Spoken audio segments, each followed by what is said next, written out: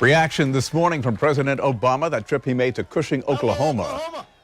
While there yesterday, he discussed his energy plans, declared support for the portion of the Keystone Pipeline that will go from Oklahoma to refineries in Texas. So basically, the southern portion. The northern one, he admitted that there's some problems and environmental concerns. So this comes on the heels of gas prices hitting record highs for this time of year.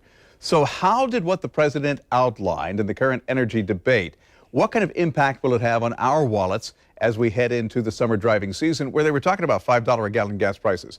Talk about it is Joe Krier, president of Krier Wealth Management. Joe, good to have you here.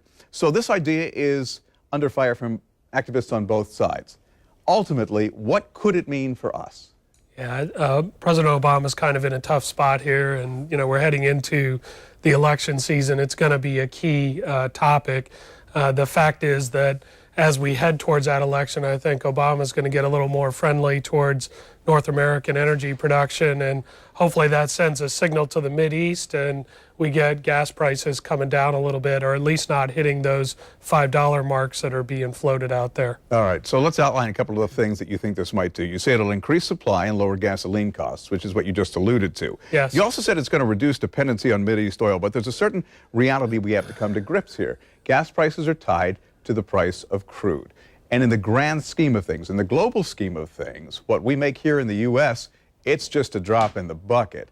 Can it have that big an impact? Yes, it certainly can, because the way this is working is that basically world oil output is at full capacity right now. So it doesn't take a very big increase in demand for prices to skyrocket. When we saw a price of oil or a barrel of oil go up to 140 last year, it was because China's demand had gone up by about 5 or 6%. And depending on what goes on with their economy, demand could go through the roof. It runs oil prices super high on just an incremental increase in demand, and that translates into $4.50, $5 gas in the U.S. So if we hold gas prices down, it won't negatively impact the economy, which is a big concern. Could it also potentially create jobs, this whole energy plan? Yeah, I believe so. There's debate on both sides of this, and if it does lower gas costs, the reduced dependency on Mideast oil here is a huge thing, and we don't have to worry so much about Israel and Iran getting into a tussle here over nuclear weapons. I know we all have to worry about that, but things like that, when supplies are so tight, can really spike things up. And of course, we are in a situation where jobs are, job number one here for the federal government.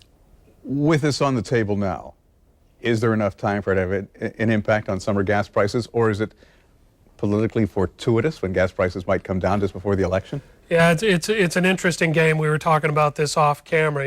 If prices ran up to $5 now, but if they were coming down this fall, or at least on their way down, then people are going to look at that as sort of a positive towards Obama.